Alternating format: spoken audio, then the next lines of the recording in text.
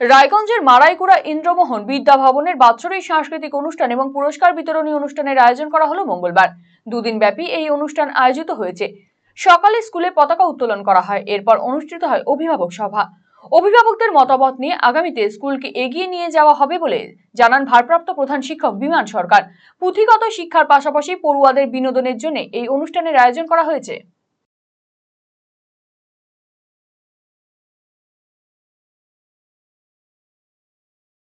আজকের কর্মসূচি আমাদের পতাকা উত্তোলন হলো বিদ্যালয়ে।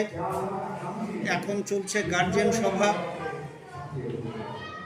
প্রতি বছরের মতো এবারও আমরা সেই গার্জেন সভা বা গার্জেন সম্মেলন অনুষ্ঠিত করছি। সেখান থেকে আমরা তাদের মূল্যবান অভিমত আমরা জানব, জেনে আমরা মাস্টারমশাইরা আবার বসে একটা সিদ্ধান্ত নেব যাতে করে স্কুলের শিক্ষার মানটাকে আমরা আরেকটু তুলে ধরতে পারি।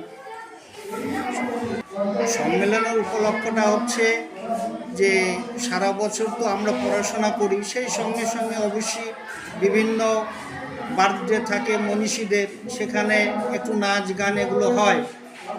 এটা হলেও আমরা একটু তাদের একটু বিনোদনের জন্য, ছাত্রছাত্রীর বিনোদন, শিক্ষামূলক বিনোদনের জন্য আমরা এর আয়োজনটা করি প্রতি বছরই।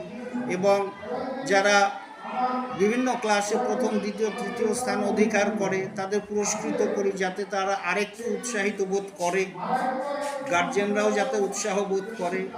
এক কথায় শিক্ষার মান উন্নয়নের লক্ষ্যেই আমরা এই কালচারাল প্রোগ্রামটাকে প্রতি বছরই করি, এবারও করছি।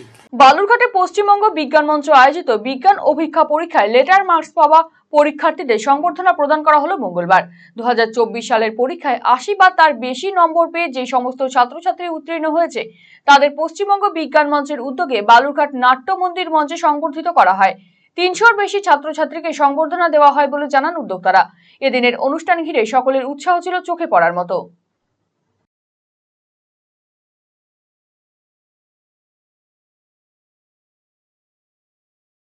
পশ্চিমবঙ্গ বিজ্ঞান মঞ্চ দক্ষিণ দিনাজপুর জেলা কমিটির পক্ষ থেকে আমরা প্রতি বছরের মতো এবারও বিজ্ঞান অভিক্ষা 2024-এর যারা কৃতি ছাত্রছাত্রী অর্থাৎ 80 বা তার চেয়ে বেশি নম্বর পেয়েছে এবং জেলায় বিভিন্ন শ্রেণীতে যারা সর্বোচ্চ নম্বর পেয়েছে তাদের আমরা এখানে সংবর্ধনা দিচ্ছি।